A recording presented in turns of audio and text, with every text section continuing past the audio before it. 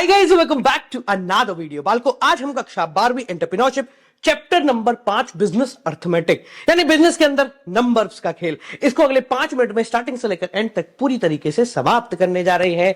अगर आपको इस चैप्टर के नोट्स चाहिए तो टेंशन रखो, डिस्क्रिप्शन में उसका लिंक है, जाके ले लेना। बट उससे पहले अपनी कुर्सी की पेटियों को टाइट कर लो भैया, क्योंकि चैप्टर बहुत इंटरेस्टिंग है और काफी नंबर्स हैं इसके अंदर। चलिए शुरू करते हैं। सबसे पहले बात करते हैं यूनिट ऑफ सेल। देखो, हर चीज की एक यूनिट होती है। जैसे डिस्टेंस को नापा जाता है किलोमीटर में, हाइट को नापा जाता है फीट में या सेंटीमीटर में, उसी प्रकार से सेल को नापा जाता है एक यूनिट से। अब जैसे मान लो एप्पल की सेल आपने करी तो आपकी यूनिट हो जाएगी केजी, क्योंकि एप्पल को किलो में नापा जाता है।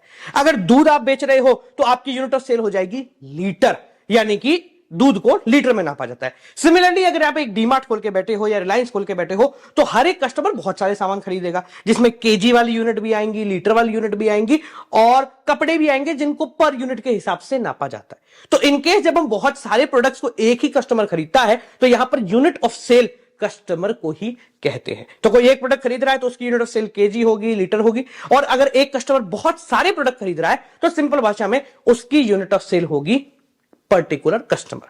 ठीक है, अब यूनिट ऑफ सेल के बाद अगला पॉइंट आता है यूनिट प्राइस। सिंपल भाषा में बोले तो पर यूनिट दाम। जैसे मान लो 10 लोगों ने मिलकर 2000 रुपए का सामान खरीदा तो पर यूनिट प्राइस कितना हो गया? 200 रुपए का। यह हो सकता है कि वो कस्टमर ज्यादा खरीद रहे हो, कुछ ने 300 का खरीदा हो, कुछ ने 100 का ही खरीदा हो, बट ऑन एन एवरेज हर एक बंदे ने 200 रुपए का सामान खरीदा है। अब एक एग्जांपल से इसको समझते हैं। मान लो एक डी मार्ट का एक स्टोर का पूरे दिन का कच्चा चिट्ठा आपके सामने है। अगर सिंपल भाषा में बात करें तो सुबह आए थे 10 कस्टमर जिन्होंने 1500 का सामान खरीदा पर कस्टमर। फिर आए थे 8 कस्टमर जिन्होंने 2000 का सामान खरीदा पर कस्टमर। फिर आए 15 कस्टमर जिन्होंने 2200 रुपए ईच का सामान खरीदा।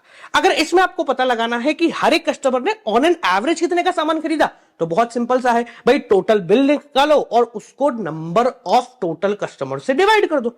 यहां पर टोटल बिल जो है वो अपना निकलेगा नंबर ऑफ कस्टमर और पर यूनिट बिल को मल्टीप्लाई करने के बाद, जो कि आया 52,900 रुपए। जब हमने टोटल कस्टमर यानी 27 से इसको डिवाइड किया तो पर कस्टमर का ऑन एन एवरेज आ गया 1959.25, यानी on an average her customer का बिल 2000 के आसपास का है। अब देखो, जब प्राइस की बात हो रही है तो यहां पर कॉस्ट की बात करना भी बहुत ज्यादा जरूरी है। Unit cost. यूनिट कॉस्ट का मतलब ऑन एन एवरेज एक कस्टमर को लाने में या उसको सामान बेचने में हमारा कितना खर्चा लग रहा है। ध्यान रखें, यहां पर जिस कॉस्ट की हम बात कर रहे हैं वो है वेरिएबल कॉस्ट। हम फिक्स कॉस्ट की बात नहीं कर रहे। वेरिएबल कॉस्ट मतलब रॉ मटेरियल का खर्चा, बिजली का खर्चा, सैलरी का खर्चा, छोटा मोटा चलता फिरता खर्चा, जो बेसिक या प्रॉपर्टी का खर्चा है वो सब यहां पर काउंट नहीं किया जा रहा है। अब यूनिट कॉस्ट और यूनिट प्राइस को समझने के लिए एक एग्जांपल लेते हैं। मान लीजिए डीमार्ट का ही एक एग्जांपल है। टोटल 10 कस्टमर्स के अंदर आए हैं और उन्होंने मिला के 20,000 रुपए का सामान खरीद लिया। 10 कस्टमर ने 20,000 रुपए का सामान खरीदा तो भाई ऑन एन एवरेज हर एक कस्टमर ने कितना खरीदा? 20,000 डिवाइड बाय 10 यानी 2,000 रुपए का सामान। बड़ा सिंपल है। और यहां पर वो 20,000 सामान बेचने के लिए डीमार्ट को लग गया 16,000 रुपए का खर्चा। तो ये बताओ यूनिट कॉस्ट कितनी हुई? तो सीधी सी बात है भैया, 10 कस्टमरों को सामान बेचने में 16,000 का खर्चा लग गया तो पर कस्टमर हमारी कॉस्ट कितनी हो गई? 16,000 divided by 10 that is equal to 1600 रुपए। ये कितना आसान है। अब यहां पर आपकी पुस्तक में इस चीज को मुश्किल करने के लिए एक एग्जांपल दिया हुआ है। हम एग्जैक्टली सेम एग्जांपल पकड़ते हैं। तो एग्जांपल में आपको दिख रहा है कि स्टेशनरी की दुकान जिसमें बहुत सारे प्रोडक्ट हैं और सबका यूनिट प्राइस गिवन है और कितनी कितनी क्वांटिटी उसने पूरे दिन के अंदर बेची है ये लिखा हुआ है। इसने बोला है कि इन टोटल ये सारा सामान खरीदने के लिए 50 कस्टमर इसके पास आए थे। तो ये बताइए कि ऑन एन एवरेज हर एक बंदे ने कितना सामान खरीदा है, उसकी यूनिट प्राइस कितनी है। और ये अज्यूम कर लें कि उस सामान की जो कॉस्ट है वो 75% है, तो मुझे ये बता दो कि आपका ग्रॉस मार्जिन कितना है। अरे शार्क टैंक याद कर लो, ग्रॉस मार्जिन मतलब प्राइस माइनस कॉस्ट कर दिया तो आपका सिंपल भाषा में ग्रॉस मार्जिन आ गया। अरे यार, इतना आसान है क्या क्वेश्चन? जी हां, बिल्कुल इतना आसान है। तो चलो पता लगाते हैं पहले कि ऑन एन एवरेज हर एक बंदे ने कितना सामान खरीदा है। तो सबसे पहले बात करते हैं स्टूडेंट नोटबुक की। तो भैया 40 रुपए की है, 35 यूनिट बिकी है, तो 40 इंटू 35 ये टोटल खर्चा हो गया। ठीक है। सिमिलरली अगर पेन की बात करें तो 40 इंटू 40, ऐसे ही हम बाकी सबको करते हैं। और इन सबको जोड़ने के बाद जो हमारे सामने टोटल बिल आया वो आया करीब भैया 3300 रुपए का, यानी 3,300 रुपीज जो है वो टोटल खर्चा यहां पर हुआ है। और वो खर्चा कितने लोगों ने किया है? 50 लोगों ने। यानी कि ऑन एन एवरेज हर बंदे ने 66 रुपए का सामान जो है खरीदा है। इतना आसान हो गया भैया। ठीक है जी, चलो अब आगे बढ़े। खर्चे की बात करें तो भाई 66 रुपए का सामान खरीदा है, कॉस्ट इसमें से 75% है, तो 66 यानी 66 रुपीज का 75% निकाला तो 50 करके बाहर आ गया 49.5, यानी 66 में से 49.5 तो मेरा वेरिएबल कॉस्ट है। अब बचा हुआ कितना हो गया, वो हमारा ग्रॉस मार्जिन हो गया। अगर सिंपल भाषा में बोलो तो 75% कॉस्ट है तो 25% या तो मार्जिन हो गया, या फिर और निकाल लो 66 minus 49.5 that is equal to 16.5। चलो ये जो 16.5 है सर ये क्या प्रॉफिट है? जी हाँ ये प्रॉफिट है, पर इसको आप घर नहीं ले जा सकते। यहां पर एक बहुत इंपॉर्टेंट कॉन्सेप्ट है जिसको बोलते हैं ब्रेक इवन एनालिसिस। ये आपने 11th क्लास में भी पढ़ा है कि जब आप एक सामान बेचते हैं तो ब्रेक इवन कैसे निकालते हैं। आप अपन समझेंगे कि अगर बहुत सारे सामान अपन बेच रहे हैं तो कैसे ब्रेक इवन निकाला जाता है। पहले ब्रेक इवन का कॉन्सेप्ट समझो। देखो जब मैं एक दुकान खोल रहा हूं तो मैं सामान ला रहा हूं, सामान 8 रुपए का आता है, बेचता मैं उसको हमेशा 10, 12, 15 में ही हूं, तो सामान बेचने से तो मुझे प्रॉफिट होता है, पर इस दुकान को सेटअप करने में मेरा काफी ज्यादा खर्चा लग जाता है। फर्ज करते हैं कि दुकान को बेचने में मेरा 1 लाख रुपया लग गया और हर एक यूनिट को बेचने के बाद मैं 10 रुपए कमा पा रहा हूं। क्या बोला? हर एक यूनिट को बेचने के बाद मैं 10 रुपए का प्रॉफिट कमा पा रहा हूं। तो सिंपल सी भाषा में मुझे 1 लाख रुपए की फिक्स कॉस्ट को रिकवर करने के लिए 1 लाख डिवाइडेड बाय 10 यानी कि 10,000 सामान बेचने पड़ेंगे, तब जाके मैं कह पाऊंगा मैं ब्रेक इवन पे हूं। यानी मेरा रेगुलर खर्चा तो निकल ही रहा है, इसके साथ साथ मेरा फिक्स खर्चा है वो भी खत्म हो रहा है। सिंपल भाषा में बोले तो ब्रेक इवन एक ऐसा पॉइंट होता है जहां पर कोई प्रॉफिट या कोई लॉस नहीं है। ब्रेक इवन से पहले कंपनी को लॉस होता है और ब्रेक इवन तक आते आते वो लॉस खत्म होता है एंड देन फिर कंपनी प्रॉफिट करना शुरू करती है। क्योंकि अपन सबने पढ़ा है कि फिक्स कॉस्ट हमेशा फिक्स रहती है। तो एक यूनिट बेचोगे तो भी 1 लाख रुपए की फिक्स कॉस्ट है, 100 यूनिट बेचोगे तो भी 1 लाख रुपए की फिक्स कॉस्ट है। तो एक पॉइंट के बाद वो फिक्स कॉस्ट इतनी छोटी हो जाती है कि वो कहीं भी नहीं अड़ती है। तो चलो एक एग्जांपल से समझते हैं कि ये ब्रेक इवन कैसे काम करता है अगर हमारे पास बहुत सारे सामान है। इससे पहले अगर ब्रेक इवन का एक सिंपल फॉर्मूला समझाऊं तो एक एग्जांपल के रूप में समझो। मैंने बोला कि भाई मेरे पास एक दुकान है जिसमें मैं ये चश्मे बेचता हूं। चश्मे को बनाने का मेरा खर्चा आता है 100 रुपए और मैं चश्मे को बेचता हूं 120 रुपए में। तो सिंपल सी भाषा में हर एक चश्मा बेचने के बाद मेरे पास कितने रुपए बचे? 20 रुपए। ये क्या है? ये है प्रॉफिट आफ्टर हटाना ऑफ वेरिएबल कॉस्ट। भाई 100 रुपए तो बनाने का खर्चा हो गया, 20 रुपए मेरे पास एक्स्ट्रा बचे हुए हैं। अब देखो इस दुकान को सेटअप करने में मेरे को लग गए 20,000 रुपए।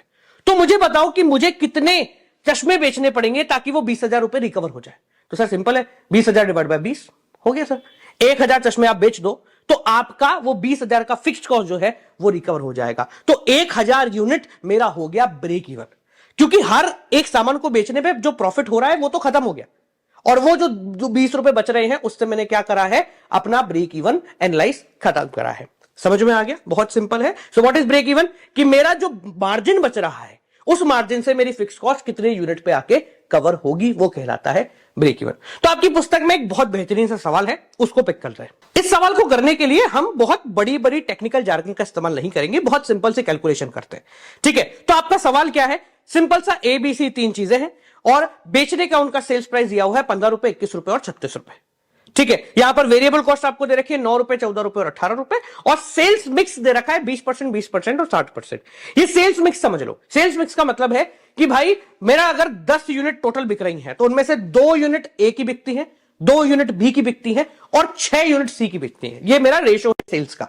ठीक है, हमेशा होता है ना कोई सामान ज्यादा बिक रहा है, कोई सामान कम बिक रहा है, तो इसने एक ऑन एन एवरेज रेशो बता दिया कि भाई अगर मैं 10 यूनिट 100 यूनिट बेच रहा हूं तो 20 यूनिट ए की होंगी, 20 यूनिट बी की होंगी और सी की 60 यूनिट होंगी। ठीक है, ये रेशो मेंटेन रहेगा।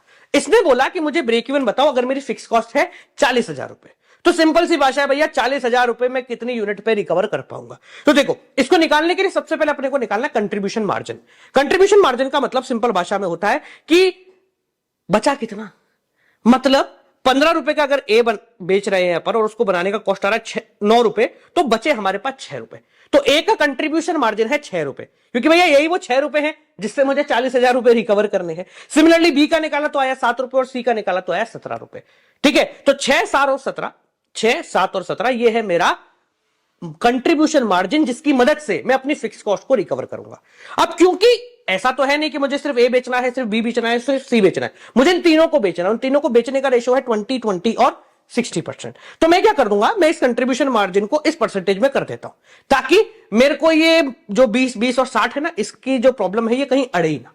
तो मैंने क्या किया, एक 6 रुपए का 20% निकाला जो कि आया 1.2, 7 रुपए का 20% निकाला जो कि आया 1.4 और 17 रुपए का 20% निकाला, 60% निकाला, तो आया 10.2। तो यानी कि अब मेरे पास टोटल वेटेड एवरेज कंट्रीब्यूशन हो गया है 12.8, यानी हर एक यूनिट को बेचने के बाद मुझे 12.8 रुपए ऑन एन एवरेज बच रहे हैं इस रेशो के अंदर। हमने सिंपल क्या किया, जो बचा हुआ मार्जिन था हमारा उसको रेशो में डिस्ट्रीब्यूट कर दिया, ताकि मुझे पता लग गया कि भाई अब एक यूनिट में बेचता हूं तो टोटल 12 रुपए 80 पैसे मेरे पास बच जाते हैं।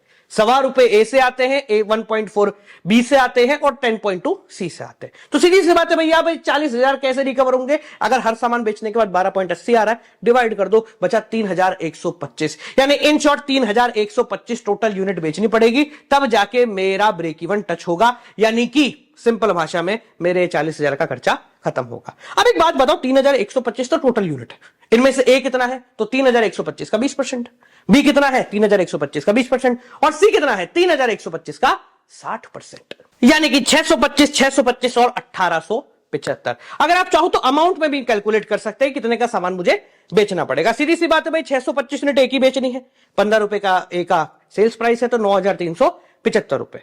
बी की भी 625 यूनिट बेचनी है, 21 रुपए का इनका एमआरपी है, तो 13,125 रुपए, और सी के 1,875 यूनिट बेचनी है, इसका एमआरपी 36 रुपए है, तो 67,500। तीनों को जोड़ा तो यानी 90,000 रुपए की इन टोटल मुझे सेल कर लूंगा, तब जाके मेरा 40,000 रुपए का खर्चा जो है वो रिकवर हो जाएगा। ये है ब्रेक इवन। समझ में आ गया? चलो आगे बढ़ते, बात करते हैं वर्किंग कैपिटल। देखो, वर्किंग कैपिटल का सिंपल भाषा में मतलब होता है अपने बिजनेस को डे टू डे ऑपरेट करने के लिए आपको कितना पैसा चाहिए। अगर सिंपल भाषा में बात करें तो अकाउंट्स की टर्म में वर्किंग कैपिटल होती है current asset minus current liability.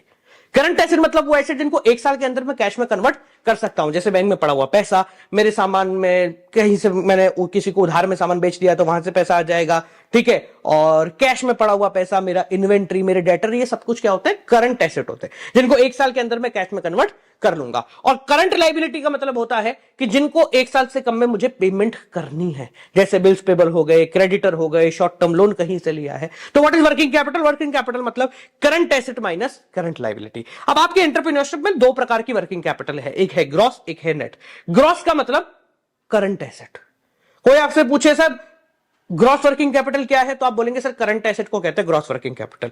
कोई पूछ रहे नेट वर्किंग कैपिटल क्या है, तो आप बोलोगे sir current asset minus current liability होती है नेट वर्किंग कैपिटल। अब बेसिकली एक ऑर्गेनाइजेशन को ज्यादा और कम वर्किंग कैपिटल चाहिए होती है अपनी ऑपरेटिंग साइकिल को संभालने के लिए। सर ऑपरेटिंग साइकिल का मतलब? ऑपरेटिंग साइकिल का मतलब सिंपल भाषा में होता है रॉ मटेरियल में लेकर आया कहीं से, उसमें सामान बनाया, उसको पैक करा, उसको डिस्ट्रीब्यूटर के पास भेजा, वहां से उसको बेचा, बेचने के बाद 2-3 महीने में पेमेंट आई। तो ये जो पूरी साइकिल है इसको बोलते हैं ऑपरेटिंग साइकिल। तो अगर आपकी ऑपरेटिंग साइकिल बड़ी होगी तो आपको ज्यादा वर्किंग कैपिटल चाहिए, क्योंकि आपने पैसा डाल के सामान बनाया और 1 साल बाद वो बिकेगा, तो 1 साल तक चलाने के लिए तो पैसा आपको चाहिए। तो अगर ऑपरेटिंग साइकिल आपकी बड़ी है तो वर्किंग कैपिटल ज्यादा चाहिए, ऑपरेटिंग साइकिल छोटी है तो वर्किंग कैपिटल कम चाहिए। ये मैन्युफैक्चरिंग और ट्रेडिंग कंपनी के हिसाब से चलता है। अगर ट्रेडिंग कंपनी है, कोई ऐसा है कि ले आया, बेचा, खत्म किया, तो उसके अंदर आपको लेस वर्किंग कैपिटल चाहिए। अगर आप मैन्युफैक्चरिंग में काम कर रहे हो तो बनाना भी आपको पड़ेगा, पैक भी आपको करना पड़ेगा, तो उस समय में आपकी वर्किंग कैपिटल की रिक्वायरमेंट बहुत ज्यादा हो जाती है। नेक्स्ट आता है इस चैप्टर में इन्वेंट्री कंट्रोल। देखो, इन्वेंट्री का मतलब होता है स्टॉक जो कि हमने बेचने को रखा है। अब इस स्टॉक को ना तो हम ओवर स्टॉक कर सकते हैं ना कम हो सकता है। यानी ऐसा कभी नहीं होगा कि ग्राहक आ रहे हैं, रोज का 10 यूनिट खरीद के जा रहे हैं, मेरे पास 1 लाख यूनिट पड़ी हुई है, सोचते जा रहे हैं बिक जाएगी तब बिक जाएगी। तो ओवर स्टॉकिंग भी नहीं करनी चाहिए और ना ही स्टॉक की कमी होनी चाहिए कि ग्राहक आ गया और मेरे पास सामान है नहीं। तो यहां पर इकोनॉमिक ऑर्डर क्वांटिटी ये पता लगाना बहुत ज्यादा जरूरी है। इकोनॉमिक ऑर्डर क्वांटिटी का मतलब मुझे कितनी क्वांटिटी ऑर्डर करनी है ताकि मेरा स्टॉक कम ना रहे। और ये ऑर्डर कब करते हैं? जब हमारा स्टॉक रीऑर्डर लेवल पे पहुंच जाता है। सर ये रीऑर्डर लेवल का मतलब क्या होता है? अरे बहुत आसान है, समझ, मेरे को सामान मंगाने में 10 दिन लगते हैं और हर रोज मेरे 100 यूनिट बिकती है, तो ठीक है भाई, रोज की 100 यूनिट बिक रही है, 10 दिन में सामान आएगा, तो रीऑर्डर क्वांटिटी है 1000, 100 इंटू 10, क्योंकि भाई 1000 यूनिट होंगी तो मुझे फोन करना पड़ेगा, क्योंकि अगले 10 दिन में तो ये 1000 खत्म हो जाएंगी, तो वो 10 डेज के अंदर सामान आ जाएगा। ठीक है, तो सर ये इकोनॉमिक ऑर्डर क्वांटिटी कैसे निकालते हैं? इससे बहुत इजी फॉर्मूला होता है। फॉर्मूला है under root of 2PD upon C. Sir क्या? Under root of 2PD upon C. Sir what is P, what is D and what is C? P का मतलब होता है कॉस्ट ऑफ प्लेसिंग ऑर्डर। जब मैं सामान का ऑर्डर प्लेस कर रहा हूं तो मुझे कितना खर्चा लगेगा, जैसे वो सामान का भाई प्राइस भी तो है, उसका कितना कॉस्ट है, उसको लेकर के आना, उसका इंस्पेक्शन करना, उसको देखना करना, वो सारी चीजें आती हैं तेरे प्लेसिंग ऑर्डर पे। डी का मतलब होता है एनुअल डिमांड की, पूरे साल में मेरी कितनी डिमांड होगी।